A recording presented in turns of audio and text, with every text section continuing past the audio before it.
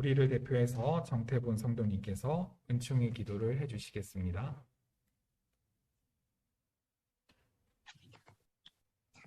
같이 기도하겠습니다.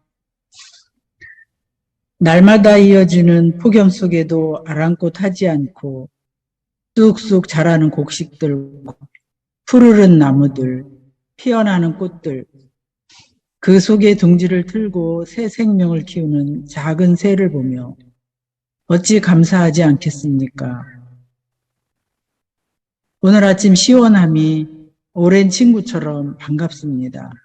주님, 저희의 삶이 전쟁과 폭력 앞에 눈멀고 기먹은 정치인들에게 가난하고 병든 심신으로 어렵게 사는 이들에게 이 아침에 시원함을 줄 수 있는 것이기를 바라봅니다.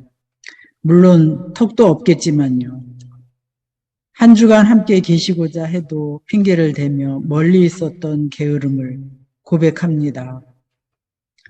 이 게으른 마음을 다잡고 마음이 가난해지고자 사경회를 연답니다. 삶으로 참 배움을 살고자 애쓰는 목사님을 통해 깊은 고백과 새로운 다짐을 하는 기회가 되기를 간절히 바라봅니다.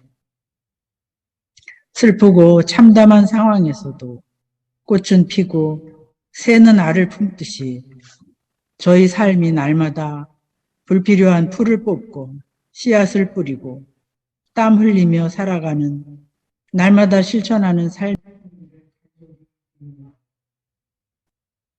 사랑의 길을 먼저 가신 주님의 이름으로 기도드립니다. 아멘.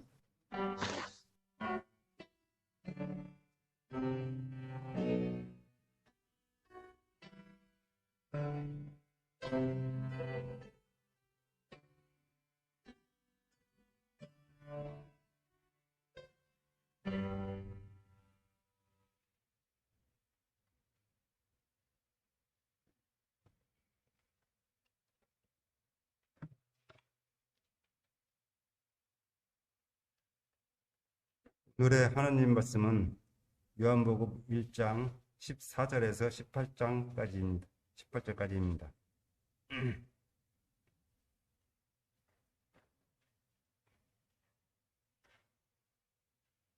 그 말씀은 육신이 되어 우리 가운데 사셨다. 우리는 그의 영광을 보았다. 그것은 아버지께서 주신 여아들의 영광이었다. 그는 은혜와 진리가 충만하였다. 요한은 그에 대하여 증언하여 외쳤다. 이분이 내가 말씀드린 바로 그분입니다. 내 뒤에 오시는 분이 나보다 앞서신 분이라고 말씀드린 것은 이분을 두고 말한 것입니다. 그분은 사실 나보다 먼저 계신 분이기 때문입니다. 우리는 모두 그의 충만함에서 선물을 받되 은혜에 은혜를 더하여 받았다. 율법은 모세를 통하여 받았고 은혜와 진리는 예수 그리스도로 말미암아 생겨났다. 일찍이 하나님을 본 사람은 아무도 없다. 아버지 품속에 계신 외아들이신 하나님께서 하나님을 알려주셨다. 아멘.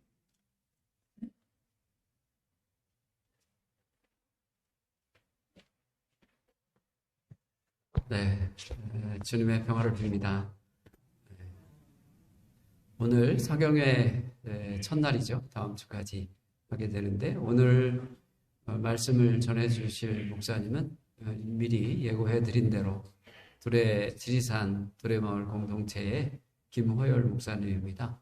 김호열 목사님은 대학생 선교회 활동을 청년시 때 젊었을 때 하시고 그 이후에 미주 두레마을 공동체에서 활동하시면서 미국의 두레마을들을 쭉 이끌어 오시다가 아마 2004년일 겁니다. 그때 이 지리산 두레마을 공동체로 오셔서 지금까지 그 공동체를 이끌고 또 쭉 가꾸고 살아오고 계십니다.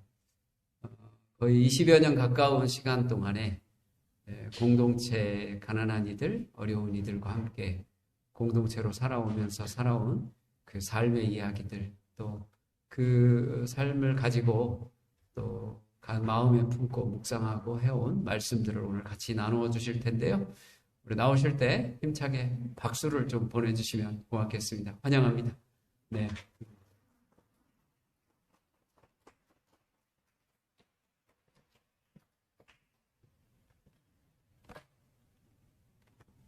제가 미리 알았으면 좋겠는데 제 성경하고 여러분 성경하고 판이 틀리네요.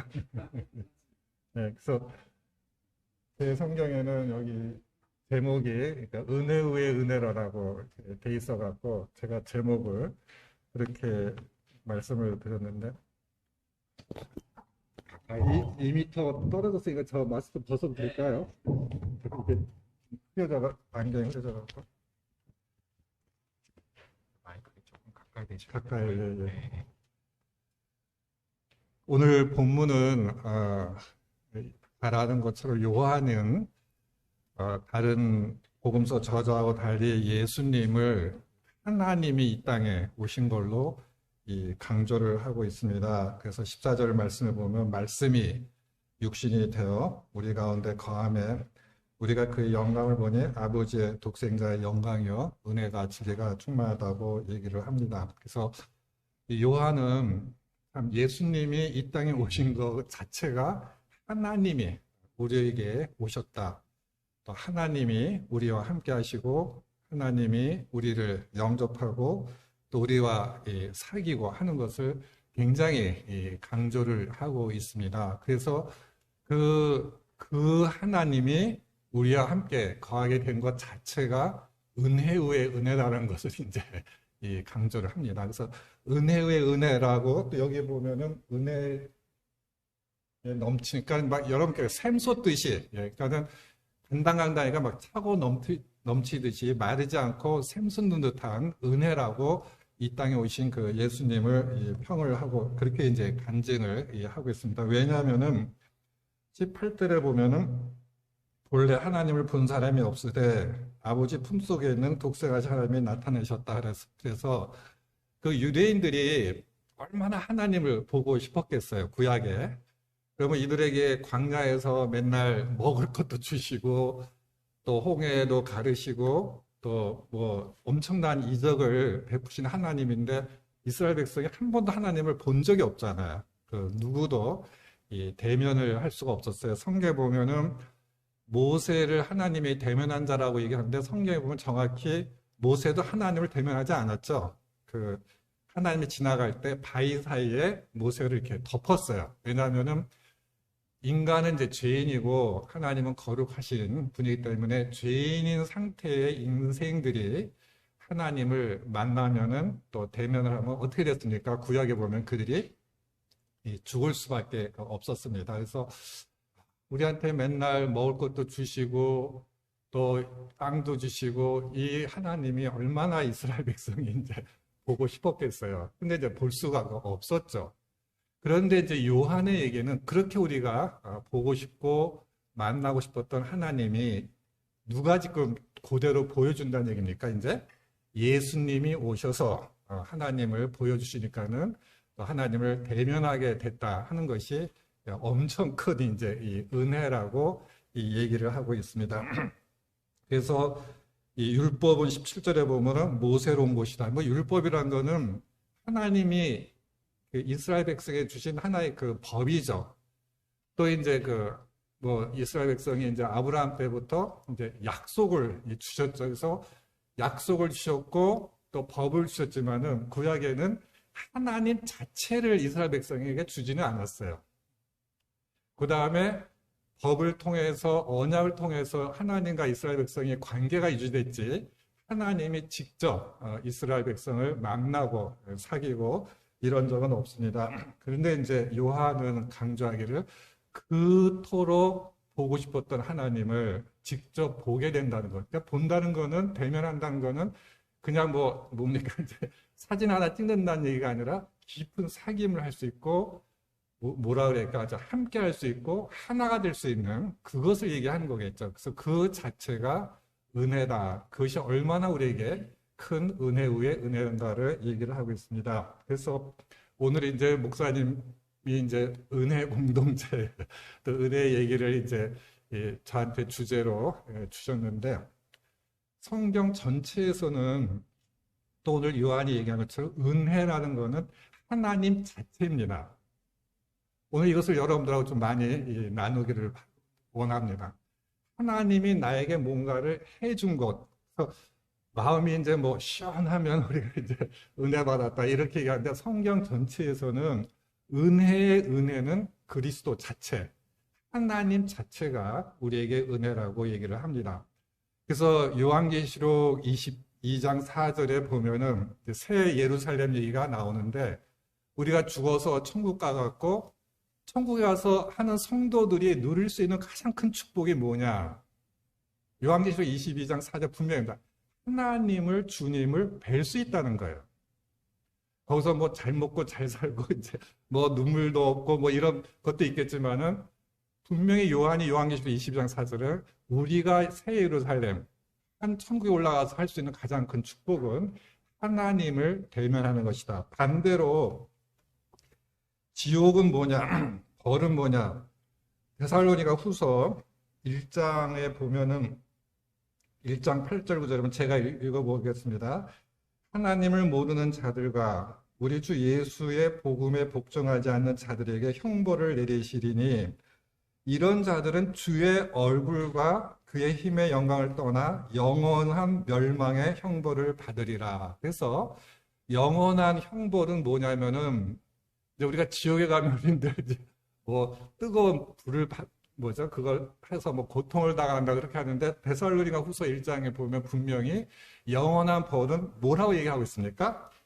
주의 얼굴과 그의 힘의 영광을 떠나는 거라 얘기를 하고 있어요. 그래서 벌은 뭐냐? 뭐가 벌이라는 겁니까? 하나님을 떠나는 것, 하나님을 대면할 수 없는 것, 하나님과 주님과 사귈 수 없는 것이 영원한 벌이라고 분명히 얘기를 하고 있습니다. 그래서 진정한 은혜라는 것은 다시 말씀드리면 하나님 자체입니다. 주님 자체예요. 이것을 요한이 굉장히 많이 강조합니다. 그 다음에 구약의 많은 성도들이 그것을 찬양합니다. 시편 80편에 보면은 주의 얼굴이 우리를 구원하였다. 주의 얼굴의 광채가 우리를 회복시켰다. 또 주님이 떠난 것을 자기네들이 죽음으로 묘사를 하고, 또 주의 얼굴을 대면하기 위해서 목마른 사슴이 시냇물을 갈급하듯이 주님을 찾는다 하는 얘기들이 구약에 보면은 우리 믿음의 조상들이 참 많이 그걸 얘기를 하고 있습니다. 그리고 우리 찬송가에도 참 많이 나오죠. 여러분 한번 보세요. 굉장히 그런 찬양이 많이 나옵니다. 주의 얼굴을 뵙기를 소망하고 또 그런 날이 오기를 이렇게 바라고 있어요. 그래서 제일 먼저 제가 여러분들하고 꼭 나누고 싶은 얘기는, 은혜라는 거는 하나님 자체다, 예수님 자체다라는 것을 마음에 여러분들이 꼭 새겨줬으면 좋겠습니다. 좀 더 구체적으로 말씀을 드리면은, 여러분들 그 이스라엘 왕 가운데 히스기야 기억나시죠? 히스기야 하면은 무슨 사건이 기억이 납니까? 뭐 설교 시간에 좀 얘기하셔도 돼요. 히스기야 하면은 무슨 사건이 여러분 제일 먼저 기억나요? 성경에서. 히스기야 왜 종교개혁 열심히 한 그 유대 왕이죠. 그래서 히스기야가 죽게 됐죠. 그래서 하나님께 기도를 했습니다. 그래서 제가 이제 성경을 찾아보니까는 히스기야가 취임하고 또 죽는 날부터 해보니까 그게 39살 때더라고요. 그러니까 39살이 됐을 때 죽을 병에 히스기야가 들어갔고 하나님께 기도를 했어요. 근데 하나님이 그 기도를 들어줘요, 안 들어줘요? 들어줍니다. 그래서 성경에 보면 분명히 하나님이 히스기야의 기도를 들으시고 또 히스기야의 눈물을 보시고, 그러니까 죽게 된 거는 그때 하나님의 뜻이었어요. 그냥 죽을지 모를지 모르는 게 아니라, 이거도 죽을 병 같은데 내가 치료하면 낫겠다는 게 아니라 하나님의 정해진 수완이 그때 찼던 거예요. 이건 이제 하나님이 데려가시려고 작정을 하셨는데, 이제 히스기야의 기도를 들으시고 눈물을 보시고 죽지 않게 해줍니다. 몇 년을 더 살았다고 성경에 기록이 되어 있죠? 15년을 더 살았다고 합니다. 그러면 제가 한번 여러분들 물어볼게요. 히스기야가 죽을 병에 걸려서 하나님께 더 살려달라고 간절히 기도를 했어요. 그래서 하나님이 뭐 1, 2년도 아니고 15년을 더 살게 했습니다. 그러면은 병이 나서 히스기야가 15년을 더 살게 된 사건은 은혜입니까? 은혜가 아닙니까? 여러분 막 머리 굴리지 마시고 대답 잘못했다가 은혜예요, 은혜가 아니에요. 우리 다 그 은혜, 그쵸? 그 자체는 은혜라고 볼 수가 있죠. 은혜라고 볼 수 있어요. 역대하 말씀 보겠습니다. 역대하 32장 보면은 제가 그냥 천천히 읽게 역대하 32장 24절에 보면은 그때 히스기야가 병들어 죽게 되었으므로 여호와께 기도하며 여호와께서 그에게 대답하시고 또 이적을 보이셨으나 25절에 보면은 무슨 말이 나오냐면은 히스기야가 마음이 교만하여 그 받은 은혜를 보답하지 아니하므로 진노가 그와 유다와 예루살렘에 내리게 되었더니 이게 무슨 얘기냐면은 히스기야가 죽을 병에 걸렸다가 낫게 됐어요. 그러니까 이제 주변에 그 소문이 쫙 퍼졌을 거 아니겠어요. 그런데 그래서 히스기야가 죽게 됐다가 나으니까 축하하려고 이제 바벨론에서 사신들이 왔어요. 기억나시죠? 그래서 그 사신이 왔을 때 히스기야가 얼마나 그 바벨론은 엄청난 제국이거든요. 뭐 예를 들면 이제 우리나라 대통령이 죽을 병에 나다 살렸는데 저기 미국에서 대통령이 아니고 특사가 와서 축하하러 왔다면 신나잖아요. 그래서 히스기야가 무슨 일을 하죠? 성경에 보면은 모든 걸 다 보여줘요. 성전에 있는 것을 다 보여줍니다. 그것을 보고 이제 이 바벨론에서 온 사자들이 돌아가 그 사건을 두고 얘기하는 거예요. 그것을 성경에서는 뭐라 그랬죠? 히스기야의 마음이 뭐 했다 그랬죠? 교만해졌다 그랬어요. 그리고 그 은혜를 보답하지 아니하였다 그랬어요. 그래서 하나님의 유다와 예루살렘에게 진노를 내린다고 얘기를 합니다. 그래서 사실 히스기야 이 행위 때문에 이스라엘이 바벨론에 멸망당하는 것을 촉발하는 계기가 됩니다. 그리고 그들이 성전을 무차별하게 훼손을 하는 사건의 장본인을 기여한 게 히스기야입니다.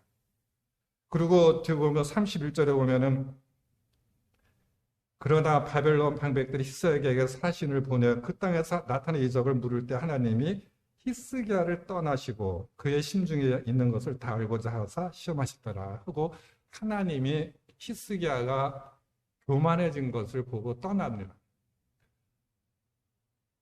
그러면은 히스기야가 병에 들어서 죽을 병에 들어서 기도하고 눈물을 흘린 것을 하나님이 응답해 준 거는 성경에 보면 그 자체는 분명히 뭐라고 얘기했죠? 은혜라고 얘기를 했어요. 근데 결과적으로 보면은 이건 뭐라고 봐야 될까요? 여러분들 답은 안 해도 고민은 좀 하시기를 바랍니다. 고민은 하시기를 바랍니다. 그 사건으로 분명히 성경에는 히스기야가 어떻게 졌다고 얘기했죠? 교만해졌기 때문에 하나님이 히스기야를 떠났다고 얘기했습니다. 다시 말하면은 아주 그냥 단순하게 얘기하면 히스기야가 15년을 더 살 수는 있었지만은 누구하고의 관계는 끝난 겁니까? 하나님과의 관계는 끝났어요. 그래서 본인만 망한 게 아니라 유다와 예루살렘이 사막에 바벨론에게 약탈당하는 기여를 제공을 합니다. 무엇이 중요한 겁니까? 15년 더 사는 게 중요합니까? 하나님이 중요합니까? 이 얘기는 극단적인 예지만 우리가 살면서 수없이 부딪히는 이야기입니다. 나의 어떤 절박한 현실의 문제들이 있잖아요. 하나님께 구합니다. 하나님의 응답을 합니다. 그러나 우리는 교만해지고 그래서 하나님 우리를 떠납니다. 그래서 현실적으로는 뭔가 원하는 것을 성취했는지 모르지만은 하나님과의 관계는 이제 파괴가 되는 거예요. 그럼 내가 15년 더 살았기 때문에 그 삶이 은혜로운 삶입니까? 아닙니까? 15년 하나님이 기도를 응답해 준 그 사건 자체는 은혜예요. 근데 하나님이 떠나고 그 바로 일어난 사건이거든요. 그 15년을 더 살았어요. 그죠? 그러면 그 15년 더 산 삶의 히스기야의 삶이 하나님의 은혜의 삶이었다고 과연 우리가 볼 수가 있을런지.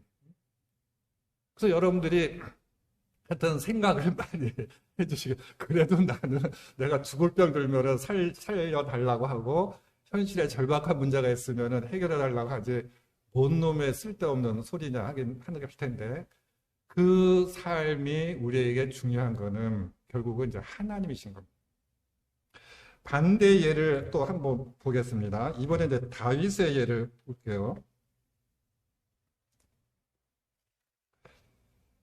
사무엘하 16장에 보면은 그 다윗이 이제 왕이 된 다음에 다윗의 아들 압살롬이 반역을 하는 거 기억나죠?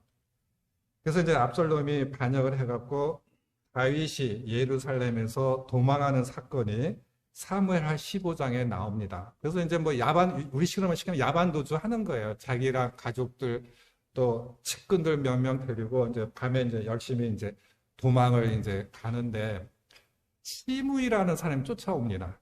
기억나십니까? 예, 시므이라고 쫓아와갖고 이 시므이가 이제 사울의 이제 먼 친척벌 되는 사람이에요. 쫓아오면서 이제 다윗을 막 저주를 합니다. 필된 자야, 그러니까 쉽게 말하면은 너 뭐라 해야 되나? 꼴 보기 좋다. 내 이럴 줄 알았지 하면서 막 이렇게 합니다. 그러면서 막 쫓아오는 거예요. 그런데 지금 다윗이 도망을 가고 있지만 다윗 옆에는 누가 있었습니까? 호위하는 군사들이 있었어요. 그 중에 이제 그 장군 중에 하나 중에 이제 아비새라는 장군이 이제 보니까 이게 아무리 지금 도망가고 있는 처지지만은 그 시므이라는 아무것도 아닌 게 쫓아오면서 저주를 하니까 이제 이 화딱지가 나는 거 아니겠어요? 그래서 이제 다윗에게 말합니다.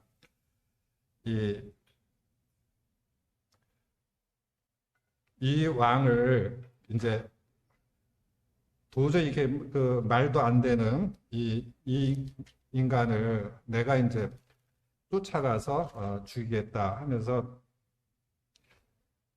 16장 9절에 보면 수르의 아들 아비새가 왕께 여쭤오되 이 죽은 개가 어찌 내 주 왕을 저주하니까 청하건대 내가 건너가서 그의 머리를 베게 하소서 하면서 아비새라는 장군이 이 죽은 개가 그러니까 개도 아니고 무슨 개라고 성경하면 죽은 개라 그러니까 아무것도 아닌 게 우리 왕을 저주하니까 내가 가서 그의 머리를 베게 하소서. 얼마든지 벨 수 있겠죠.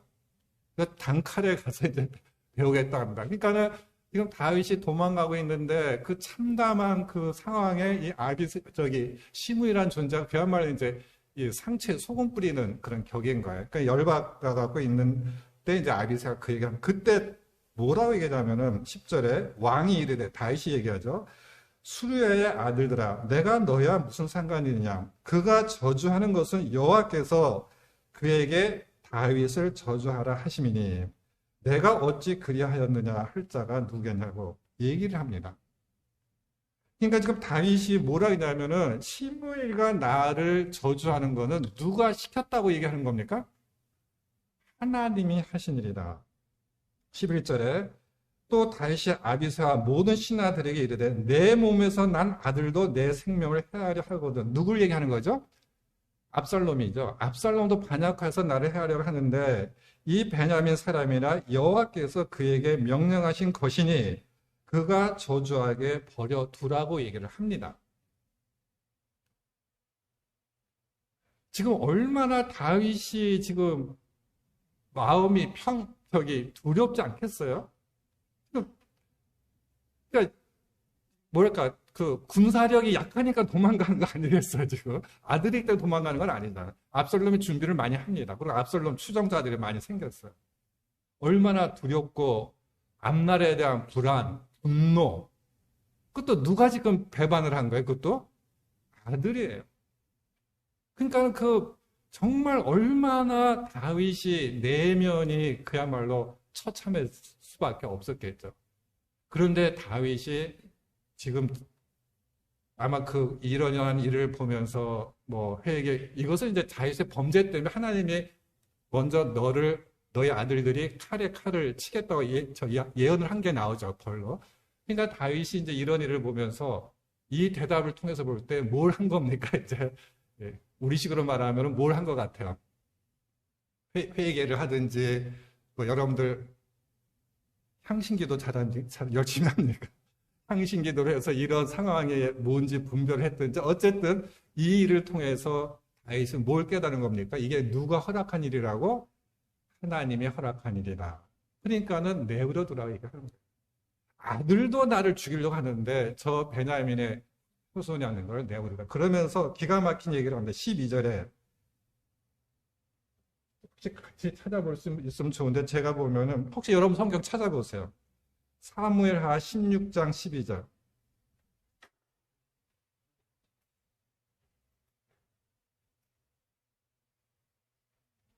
사무엘하 16장 12절.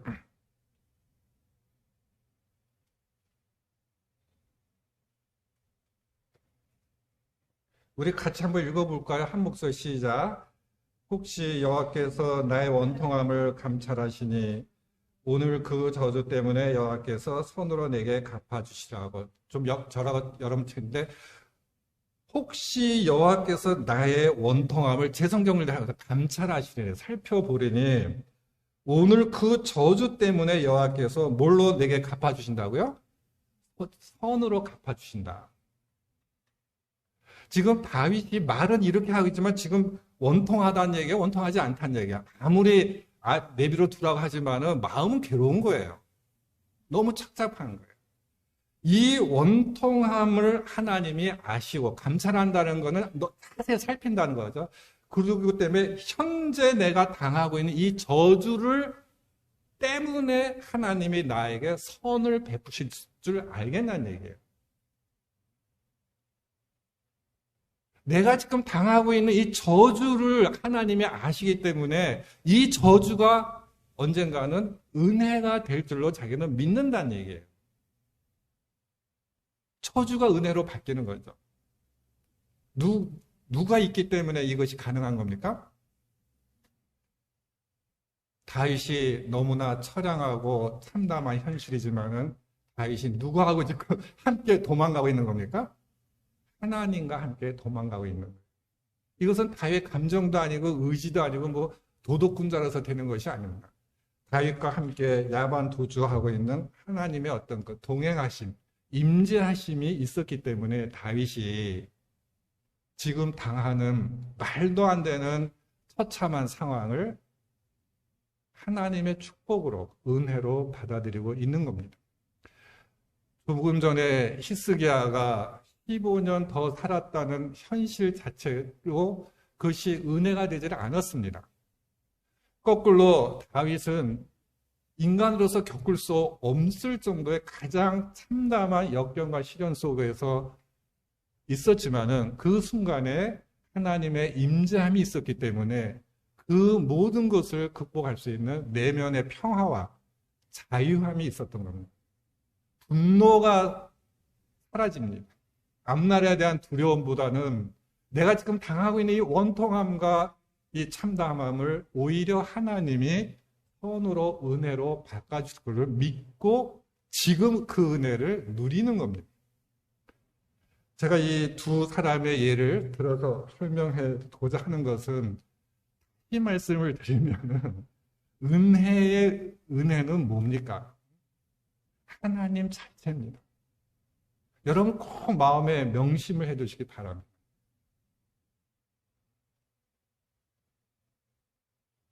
어려움을 해결해주는 그 해결된 게 은혜가 아닙니다. 하나님이 나의 필요를 채워주셔서 그 응답받은 게 은혜가 아닙니다. 여러분들 좀 부담스럽습니까? 어려움과 나의 필요와 나의 현실에 뭔가 성취해주고 이루어주는, 그래서 참 은혜 받았다는 그 은혜가 아니라 어려움과 현실과 내가 실패했든 성공했든 그 가운데서 만나게 되는, 누가 은혜인 겁니까? 하나님이 은혜인 겁니다. 여러분 정리가 되시겠어요? 마음에 꼭 새겨두시기를 바랍니다. 나의 절절한 문제를 해결해줘서 내가 은혜 받았다. 그게 아니에요.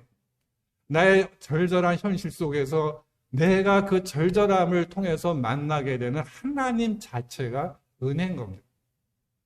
그러니까는 오늘 본문에서 요한이 하나님이 그렇게 우리가 만나고 멀고 사귈 수도 없고 가까이 갈 수 없었던 하나님이 이 땅에 오셨으니까 정말 은혜 중에 은혜구나 하는 고백이 저절로 나오는 거예요. 그렇게 가까이 하기 힘든 당신이 이제 우리 옆에 와 계시니 보고 만지고 같이 먹고 대화하고 배우고 뭐 같이 놀기도 하고 그런데 얼마나 이게 그 요한은 정말 까무러칠 정도로 기분이 좋고 감사한 거죠. 그게 은혜인 거예요. 왜 우리가 신앙생활이 은혜로웠다가 은혜롭지 않았다가 그거는 하나님이 번쩍 부려서 그런 거 아니에요. 하나님이 미워했다 좋아했다 해서 그런 것도 아니에요. 우리가 은혜라고 생각하는 거는 뭔가의 내 충족을 나의 바람의 어떤 그 성취를 은혜로 생각하기 때문에 우리가 은혜롭지가 오히려 않은 삶을 살게 됩니다. 그래서 처음에 제가 여러분들한테 꼭 당부드리고 싶은 거는 정말 은혜라는 거는 하나님 자체다. 제 얘기가 아니라 성경 전체에서 우리 믿음의 선조들이 가르치고 강조하는 거는 그리스도 자체가 주님 자체가 은혜지 주님이 뭔가 해주는 그 선물이 뭔가 응답받은 현실에서 내가 손에 잡는 것이 은혜가 아니다라는 겁니다. 그러면 우리가 은혜로운 삶을 살아야 되는데 그렇지 못하는 이유는 가장 큰 이유는 신명기 8장에 보면은 이제 신명기는 이스라엘 백성이 출애굽하고 나서 이제 가나안 땅에 들어가기 직전에 하나님이 이제 주시는 말씀이죠. 마지막. 그래서 너희들이 곧 이제 가나안 땅에 들어갈 텐데 정말 하나님이 이제 당부하고 싶은 말이 있는 거예요. 그러니까 그 하나님이 이스라엘 백성에게 이제 곧 가나안 땅에 정복해서 이제 잘 먹고 잘 살 텐데 하나님 보시기에 이스라엘 백성이 뻔할 뻔짜로 예견되는 일이 있는 거예요. 그래서 계속 반복된 교훈이 이제 신명기인데 8장 11절에 보면은 내가 오늘 내게 명하는 여호와의 명령과 법도와 규례를 지키지 아니하고 내 하나님 여호와를 잊어버리지 않도록 삼갈지어다. 12절에 내가 먹어서 배부르고 아름다운 집을 짓고 거주하게 되며 또 내 소와 양이 번성하며 내 은금이 증식되며 내 소유가 다 풍부하게 될 때에 14절에 보면은 내 마음이 교만하여 내 하나님 여호와를 잊어버릴까 염려하노라. 그러니까 하나님은 지금 하나님의 걱정거리가 뭐냐면은 이스라엘 백성을 출애굽했어요. 가나안 땅에 이제 약속을 했기 때문에 가나안 땅 정복을 눈앞에 놔두고 있는데 하나님이 이스라엘 백성을 너무 잘 알잖아요. 그래서 저 인간들이 가나안 땅에 가면은 반드시 뭘 할 거를 아시는 겁니까? 하나님이 저놈들이 나를 잊어버릴 거를 아시는 거예요. 실제로 그렇게 됐어요, 안 됐어요? 그렇게 됐잖아요. 그러니까 하나님이 참 이게 너무 지금 마지막 그 순간에 어떻게 보면 인간적으로 말하면 딜레마인 거예요. 약속은 했으니까는 줘야긴 줘야 되는데 저거를 주면은 저 인간들이 여기 있는 대로 배부르고 등 따뜻하고 소유가 무너지고 아름다운 삶을 살게 되면은 반드시 나를 잊어버리게 될 것이다. 이게 그래서 신명기 주제는 그거예요. 바로 이제 곧 너희가 가나안 땅에 들어갈 텐데 제발 나를 기억해라. 그 뒤에 보면은 17절에 문제는 뭐냐? 그러나 내가 마음에 이르기를 내 능력과 내 손의 힘으로 내가 이 재물을 얻었다 말할 것이라 하고 그 은혜를 휩싸게 같으면 오히려 저주가 된 거잖아요. 그죠? 자기뿐만 아니라 유다와 예루살렘의 저주가 됐는데 은혜를 저주로 바꾸는 거는 결국은 누가 문제인 거예요? 누가 문제예요? 나 자신이 문제예요. 나 자신이 문제. 그 여기 분명히 이스라엘 백성이 배부르고 등 따뜻하면은 이게 하나님이 다 주신 건데 지들은 가나안 땅에 가기도 싫다고 했던 거 아니에요? 그게 애굽이 좋다고 맨날 성경에 10번이나 애굽으로 돌아가겠다 했는데 억지로 하나님 어떻게 보면 끌어다가 가나안 땅에서 잘 먹고 잘 살게 해줬는데도 불구하고 그때 가서는 누가 이렇게 누구 덕에 이렇게 됐다고 얘기하고 내 손의 힘과 내 능력으로 이 모든 것을 이루었다고 얘기를 한다는 거예요. 이게 인간이죠. 이게 누구의 모습이에요? 나의 모습이에요. 히스기야도 그거를 넘어서지 못한 거예요. 여기에서 예외인 인간이 거의 다 없어요. 그래서 하나님께서는 히스기야 같은 경우 허락을 했지만 하나님께서는 결정적일 때 내가 사랑하는 자에게 뭔가 절절히 요구하는 것을 들어줬다가는 저 사랑하는 아무개가 나를 잊을 것 같다. 그래서 그 기도를 안 들어주는 경우가 있어요. 이해를 하시겠어요? 대표적으로 보면은 모세가 가나안 땅에 가는 걸 허락하지 않아요. 허락하지 않아요. 성경에는 이게 반석을 이게 쳤다고 그러는데 여러분들 모세가 그렇게 하나님께 충성을 했는데 반석을 성질 부리고 쳤다고 가나안 땅에 못 가 하면은 그 하나님 얼마나 인색하신 하나님이에요. 그렇죠? 딱 한 번 실수한 거거든요. 이게 앞에 보면은 하나님께 제발 좀 가나안 땅에 가게 해달라고 이제 부탁을 합니다. 그러니까 하나님이 오히려 모세에게 부탁을 해요. 그만해도 족하니까 제발 그만 나에게 뭐라 그럴까요? 보채지 말라. 하나님 마음이 오히려 안 된 거예요. 모세를 가나안 땅에 못 들어가게 하나님. 그럼 여러분들이 한번 생각을 해보세요. 왜 하나님이 모세를 가나안 땅에 못 들어가게 했을까요? 오늘 본문의 흐름에 맞춰보면 교만해질 수가 있어요. 교만해질 수가 있어요. 모세는 늙어서 죽지 않았잖아요. 병들어 죽은 게 아니잖아요. 생생할 때. 그럼 가나안 땅에는 가면 할 일이 없어요. 할 일이 더 많아요. 그 다음에 모세가 교만해지지 않으면은 이스라엘 백성이 모세를 신으로 모셨겠죠. 그래서 어떤 구절에 보면 모세가 신처럼 이스라엘 백성을 섬겼다는 말도 나와요.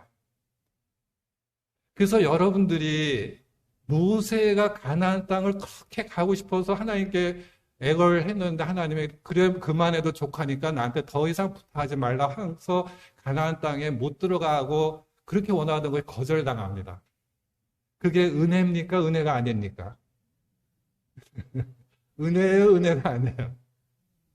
은혜예요. 가나안 땅에는 못 갔지만은 누구와의 관계는 계속 유지가 된 누구를 얻을 수가 있었어요? 하나님은 얻어. 그거하고 똑같은 사건이 이제 그 다윗에게 나옵니다. 다윗이 뭘 하려고 했는데 하나님이 못하게 했죠? 성전 건축을 하려고 하니까 못하게 해요. 성경에는 네 손에 피를 많이 묻혔기 때문에 성전을 질 수 없다는데 다윗의 손에 피를 묻혀준 건 누구예요? 하나님이에요. 다윗이 가는 것마다 이기게. 그러면 성전을 못 짓게 하는 심지어는 하나님이 성경에 보면 다윗의 손에 뭐까지 그려줬다고요? 성전에 설계도까지 그려줘요. 그 무슨 심보예요? 물질 줘. 또 사람들 다 동원해줘. 성경에 이렇게 설계도까지 다윗의 손에 그려주면서 정작 다윗이 짓지는 못하게 하는 거예요. 여러분들 그거 어떻게 감당하겠어요? 응? 내가 이렇게 하고 싶은 일이에요. 이거 얼마나 이거 나쁜 일도 아니에요. 이건 정말 하나님을 위해서 제가 참 저도 이제 목사하고 하나님을 섬기다 하면서 정말 고민할 때가 이런 일이 분명히 하나님의 영광을 위하는 거고 나를 위한 것도 아니고 이건 하나님의 뜻에 맞는 거고 주님의 전을 짓겠다는 거고 지을 능력도 있고 사람도 있고 어떻게 지을 수 있는 방법도 다 주어졌는데 내 손에 다 있는데 여기 땅 하면 되는데 그거를 하나님은 못 하시게 합니다. 왜? 다윗이 성전까지 짓게 되면은 성경에 나오죠. 미루어 짐작하건대 히스기야보다 더 할 수가 있겠죠. 그래서 여러분들이 허락하지 않으실 때가 있어요. 굉장히 머리가 복잡해집니까, 여러분들? 그래서 교회 편하게 은혜롭게 신앙생활하면 됐는데 그럼 도대체 뭘 하라는 건가? 어쨌든 제가 거듭거듭 강조하고자 하는 거는 하나님 자체가 은혜 위에 은혜인 거를 여러분들이 마음에 새겨두라는 거예요. 그리고 그 은혜를 받는 데 있어서 가장 걸림이 되는 것은 나 자신인 거예요. 그래서 은혜를 받으면 히스기야처럼 자기가 잘나서 병이 나은 걸 아는 거예요. 눈물 콧물 흘릴 때는, 애걸복걸 때는 다 잊어먹고. 광야에서 그렇게 거렁뱅이처럼 살던 이스라엘 백성이 집 짓고 등 따뜻해지고 배부르니까는 내 손으로 이루었다고 하는 것이 인생인 거예요. 그래서 은혜라는 건 하나님이 주었다는 선물이라는 뜻 아니에요. 근데 내 손으로 했다는 것 자체는 벌써 은혜가 아닌 거죠. 그래서 여러분들이 제가 처음에는 은혜가 무엇이라는 것을 말씀드렸고 그 은혜를 내가 누리는 데 있어서 가장 큰 어떤 방해 요소는 나 자신이라는 거. 그러니까 은혜가 없다고 여러분 생각하면은 교회 가면 은혜가 없고 안목에는 은혜가 없고 목사님 설교는 은혜가 없고 이런 줄줄줄 하기 전에는 그런 생각이 들면은 누구를 봐야 됩니까? 이제 구체적으로 그 은혜의 공동체, 은혜의 삶을 누리기 위해서는 요한 1서에서 잘 설명을 해주고 있습니다. 요한 1서에 보면은 하나님은 이제 생명이시다. 그 다음에 하나님은 빛이시다라고 얘기하면서 1장 6절에 만약 우리가 하나님과 사귐이 있다 하고 어둠에 거하면 거짓말한다. 그래서 하나님과의 사귐을 얘기합니다.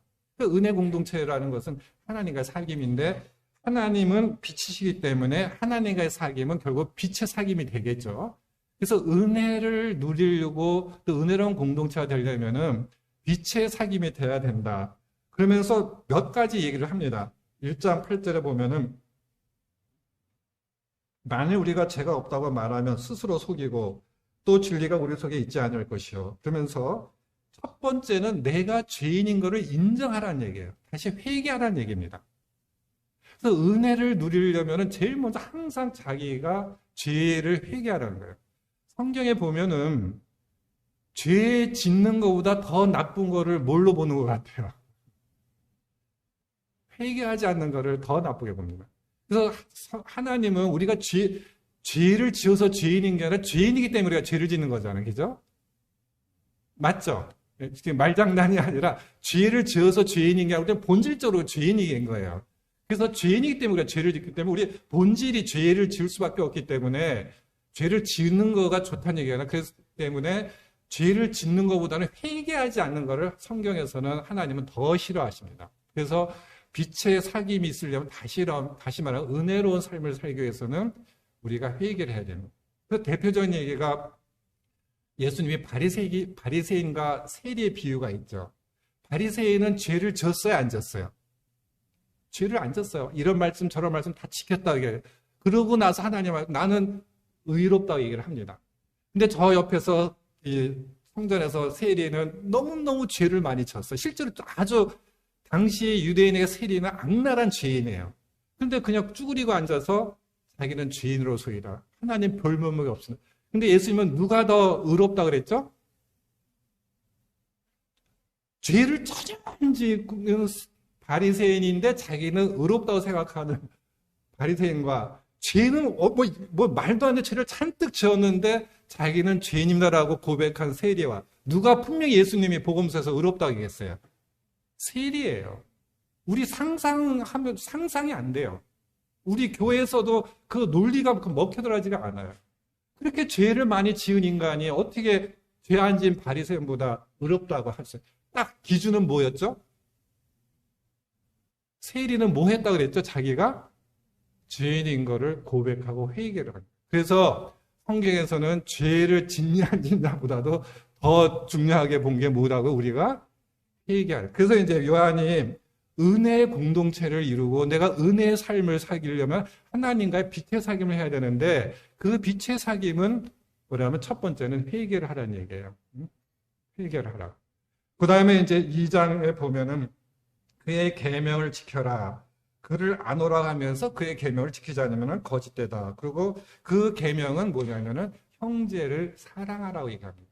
그러니까 빛의 사귐이 있기 위해서 첫 번째는 회개를 해야 되고 두 번째는 하나님의 말씀을 지키라는 거죠. 근데 그 하나님의 말씀을 지키는 거는 이제 형제를 사랑한다. 형제를 사랑하는 자인데는 그 다음에 또 계속 요한이 그 얘기를 3장에 보면은 3장 14절에 제가 천천히 읽어보겠습니다. 여러분 잘 들으세요. 3장 14절. 우리는 형제를 사랑함으로 사망에서 옮겨 생명으로 들어간 줄을 알거니와 사랑하지 아니하는 자는 사망에 머물러 있는. 다시 읽겠어요. 우리는 형제를 사랑함으로 사망에서 옮겨 생명으로 들어갈 줄을 알거니와. 예를 들면은 내가 안 목사님을 사랑한다고 하면은 누가 생명을 누린다는 얘기예요? 김 목사예요? 안 목사예요? 네? 잘 안 돼요. 김 목사예요? 안 목사예요? 김 목사예요. 요한의 얘기는 그거예요. 내가 지금 힘들게 안 목사님 사랑해서 뭐 밥도 사주고 내가 너 사랑해주고 뭐 별걸 다 해주면 우리 생각에는 내가 사랑해서 너 죽을 놈 내가 살려준다 이렇게 생각을 해요, 안 해요? 그러니까 우리가 자꾸 이 신앙생활이 힘들어지는 거예요. 자꾸 자기 의를 성경에는 분명히 내가 누구를 사랑하면은 사망에서 생명으로 옮겨 거치는 자는 사랑을 받는 자가 아니라 사랑을 행하는 나라는 얘기예요. 맞습니까? 분명히 요한이 제가 요한을 중심으로 얘기하는데 요한의 주제는 어떤 생명이에요. 생명. 성경 전체적으로 하나님의 가장 근본적인 성품은 생명이에요. 본질. 그리고 그 생명이 우리에게 뭘로 임한다고요? 빛으로 오는 거죠. 분명히 얘기했어요. 성제를 사랑하면은 득보는 건 누구라는 거예요? 대상입니까? 나입니까? 나예요. 이게 그러니까 우리 교회 공동체는 은혜 공동체라기 때문에 이거는 거래 관계가 아니에요. 눈에는 득보는 사람은 상대방인데 아니라는 얘기예요. 그러면서 16절에 보면은 그가 우리를 위하여 목숨을 버리셨으니 우리가 이로써 사랑을 알고 예수님이 목숨을 버려서 우리를 사랑했기 때문에 우리가 비로소 사랑을 알게 됐다는 얘기예요. 그리스도의 십자가의 사건 이전에는 우리가 사랑을 몰랐다는 얘기예요.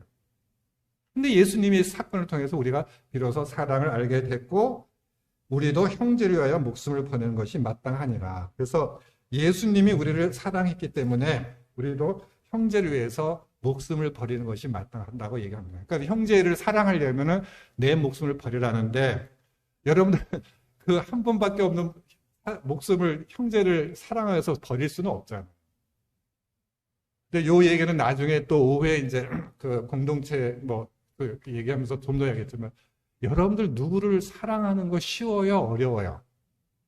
순간적으로 기분 좋아서 내가 뭐 사랑하는 내 새끼, 우리 남편, 우리 아내 그런 건 한결같이 변함없이 어떤 상황에서 사랑하는 거가 가능해요? 불가능해요? 불가능합니다. 불가능해요. 저도 곱씹더라도 어느 한 인격이 어떤 상황에서도 제 아내든 제 자식이든 불가능해요. 그리고 정말 한 인격을, 한 대상을 정말 내가 이 상황에서 이 사람을 내가 사랑한다는 거는 죽을 맛이에요. 그래야 안 그래요? 그래서 형제를 사랑하기 위해서 목숨을 버리라는 얘기는 실제로 하나밖에 목숨을 주는 자기를 어떻게 하라는 거예요? 자기를 완전히 부인하라는 얘기예요. 이해가 됩니까? 그래서 로마서 12장 1절에 바울이 우리의 몸을 뭘로 드리라고? 너희 몸을 산 제물로 드리라. 무슨 우리가 산 제물을 해서. 그러니까 우리는 누구를 사랑하기 위해서는 내가 죽을 수밖에 없어요. 제가 공동체 생활하면서 정말 깨닫는 교훈 중에 하나가 정말 누군가를 사랑하려면은 그 죄를 결국 따져보면 죄거든요. 상대방을 사랑하기 힘든 게 또 나도 죄고. 근데 내가 나를 죽이지 않고서는 내가 죽지 않고서는 상대방을 사랑한다는 건 정말 힘들어요. 내가 형제님, 자매님 사랑하고 포옹하고 뭐 사주고 뭐 좋은 거 해주고 그거는 진정한 사랑이 아닌 거죠. 그거는 뭐 일반인들도 다 하잖아요. 예수 그리스도가 십자가를 통해서 생명을 내어주셔서 우리가 사랑을 알게 됐다는 얘기예요. 그러니까 우리의 사랑이라는 거는 뭐가 담보돼야만 이게 진정한 성경에서 말하는 사랑입니까? 나를 부인하고 생명이 담보된 사랑이 진정한 그 사랑입니다. 근데 이제 제가 미국에서 살다 하고 그다음에 이 기독교 사회가 될수록 자기를 부인하는 사랑은 점점 없어지고 교회가 이제 행위만 남는 거예요. 뭐 립서비스하고 문화만 남다 보니까는 은혜가 점점 없어지는 거죠. 그 다음에 이제 그러면은 우리가 그리고 또 사랑이라는 것은 아주 특이하게 내가 안 목사님을 사랑하기 때문에 뭐를 사주고 뭐 했는데 안 목사님이 저거를 저 인간은 왜 나를 사주지? 뭘 또 뒤에다가 뭐 또 꿍꿍했지? 이렇게 의심하고 경계하면 내가 사랑이 전달이 돼야 안 돼요. 안 됩니다. 그래서 사랑은 받아들이는 게 굉장히 중요해요.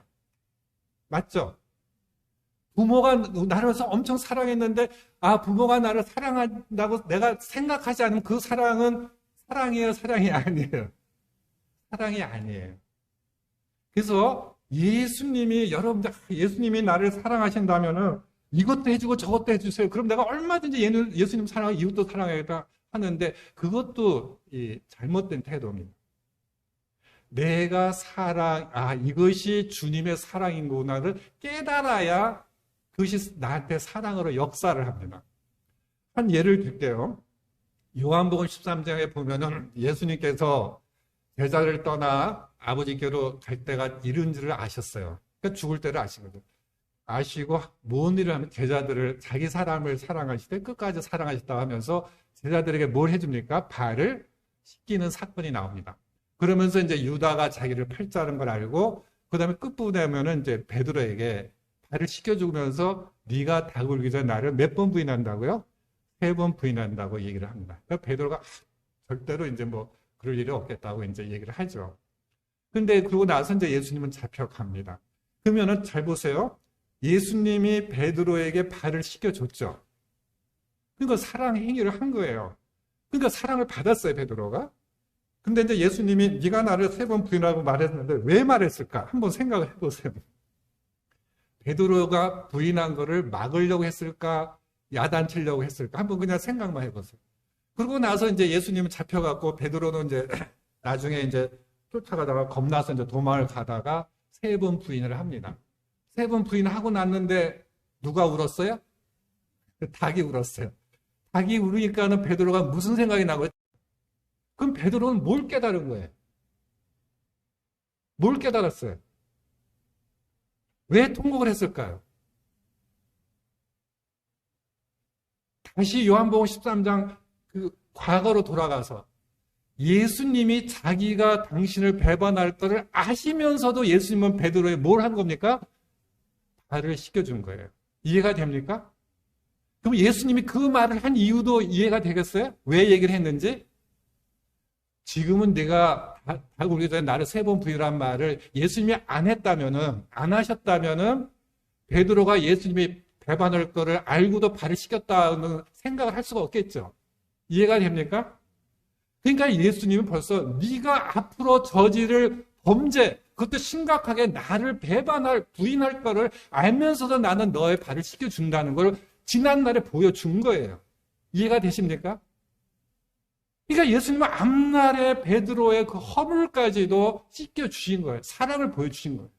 그러면은 베드로가 만일에 그것이 몰랐다면은 베드로가 얼마나 자괴감에 빠졌겠죠. 그죠? 그거 아마 관계가 회복되기 어려웠을 거예요. 예수님 만날 수도 없잖아요. 예수님 체포되고 이제 처형당하는.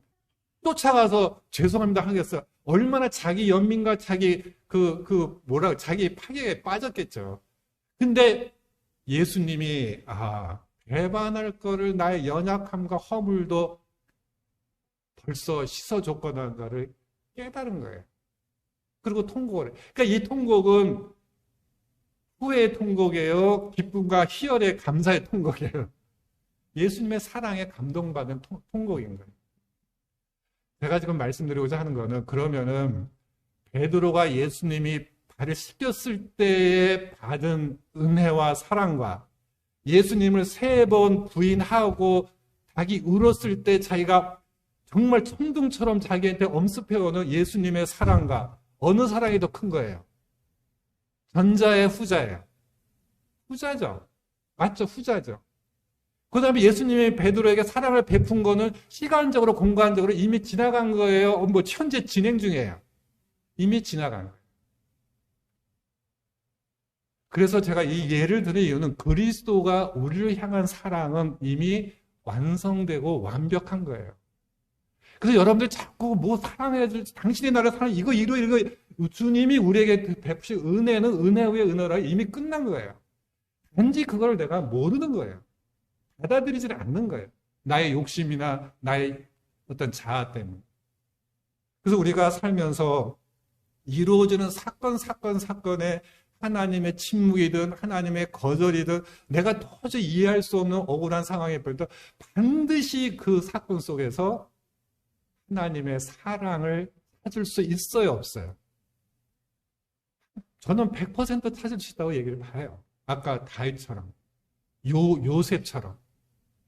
그래서 여러분들이 은혜로운 삶을 살고 은혜의 공동체를 이루려고 한다는 것은 내가 뭔가 현실에서 기도하고 신앙생활하고 헌신해서 응답받는 게 아니라 그 사건과 그 사건 또 사랑과 그 부딪힘 속에서 그 속에 임재하시는 하나님을 만나고 이곳에 하나님의 사랑이 변찮은 하나님의 사랑이 있는 것을 깨달아 알 때 내가 은혜의 사람이 되고 그 사랑으로 내가 이웃을, 형제를 사랑할 수가 있는 겁니다. 그러면 내가 빛에서, 아니 어둠에서 빛으로, 사망에서 어디로? 생명으로 온 거예요. 요한의 얘기예요.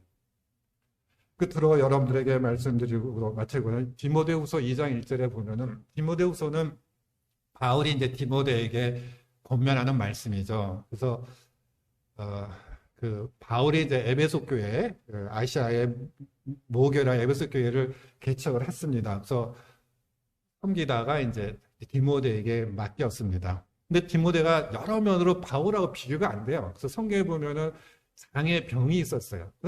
굉장히 또 어립니다. 또 디모데는 혈통적으로 그 혼혈이에요. 굉장히 그 어마어마한 그 교회를, 에베소 교회를 섬기기에는 다윗이 여러 가지 약합니다. 그러니까 자기가 약하니까는 이제 요즘 같은 목사라면은 이제 뭐 하겠어? 뭐 공부를 하든지, 뭐 능력을 키우든지, 조직을 뭐 하든지 막 이렇게 이제 하겠죠.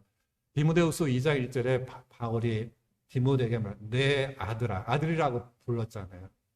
그리스도 예수 안에 있는 은혜 속에서 강해지라라고 얘기를 합니다. 분명히 얘기합니다. 은혜 속에서 강해라. 예수 그리스도 안에 있는 은혜 속에서 내가 강해지라. 우리가 이 세상이 힘들고 험하고 우리는 너무 부족하고 연약합니다. 우리가 어떻게 강해질 수 있는가? 뭔가를 소유하고 성취하고 뭔가를 이렇게 안전장치를 하고 그래서 불안하지 않은 강한 삶을 살 수 있는 게 아닙니다. 바울이 연약한 디모데에게 아들아, 예수 그리스도 안에 있는 은혜 속에서 강하라. 이 말씀을 여러분들에게 들려주시는 주님의 음성으로 들을 수 있기를 바랍니다. 아무개야, 너의 지금 연약함과 그 처지를 해결할 수 있는 방법은 유일한 길은 그리스도 예수 안에 있는 은혜밖에 없다. 그래서 이런 은혜가 있어서 이 요한이 이 땅에 오신 예수님을 보고 정말 은혜의 은혜라는 신앙 고백을 할 수가 있었습니다. 기도하겠습니다. 하나님이 이 땅에 오시다니요. 얼마나 감격스럽고 흥분하고 놀라운 일인지요. 도저히 가까이 할 수 없는 하나님과 하나가 되고 같이 먹고 자고 대화할 수 있다는 그 축복이, 은총이 헤아릴 수 없이 큰 것을 고백드리옵나이다. 하나님을 내어주시고 당신 자신을 허락하신 그 은혜에 저희가 살아갈 수 있기를 바랍니다.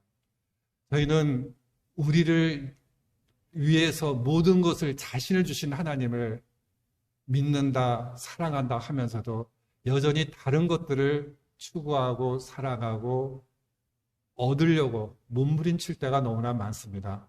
불쌍히 여주셨고 은혜 위에 은혜이신 주님을 찾고 만나고 사귀고 하나가 될 수 있는 저희들 될 수 있도록 도와주시옵소서. 예수님의 이름으로 기도드리옵나이다.